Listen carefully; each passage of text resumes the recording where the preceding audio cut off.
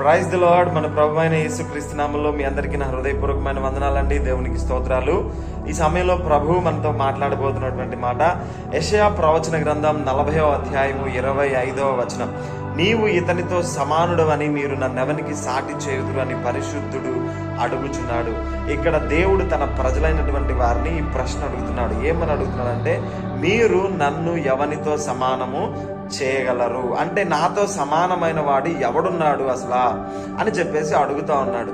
దీనికి ముందుగా ఈ తన ప్రజలు ఏం చేస్తున్నారంటే, రకరకాలైనటువంటి ఆకారాలు, రకరకాలైనటువంటి విగ్రహములను పెట్టుకొని వాటినే దేవుడిగా పూజిస్తూ దేవునికి చేసేటువంటి కార్యక్రమాలన్నీ కూడా వాటికి చేస్తూ వస్తుంటే, దేవుడు కొన్ని ప్రశ్నలు తన ప్రజలను అడుగుతూ ఉంటాడు. ఈ ఆకాశ విశాలం చేసినప్పుడు నాకు ఎవరైనా చెప్పారా?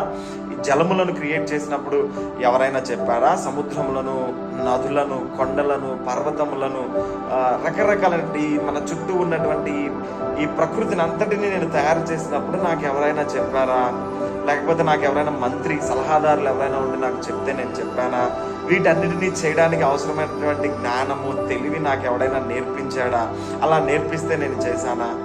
లేదు. ఇదంతా నా సార్వభౌమాధికారాన్ని బట్టి నేను చేశాను, నా జ్ఞానమును బట్టి నేను చేశాను. ఎందుకంటే నేను సార్వభౌమాధికారం కలిగినటువంటి దేవుడను, నేను ఎవ్వరికి కూడా సమానమైనటువంటి వాడను కాను అని చెప్పేసి దేవుడు ఈ ప్రశ్న అడగడం ద్వారా మనతో మాట్లాడుతూ ఉన్నాడు.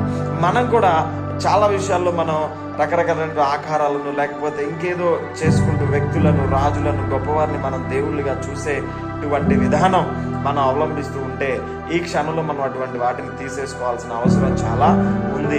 ఎందుకంటే దేవుడు సార్వభౌమాధికారం కలిగినటువంటి దేవుడు. అలాంటి అధికారం ఈ భూమిలో సృష్టించబడిన దేనికి కూడా దేవుని వంటి అధికారము లేదు.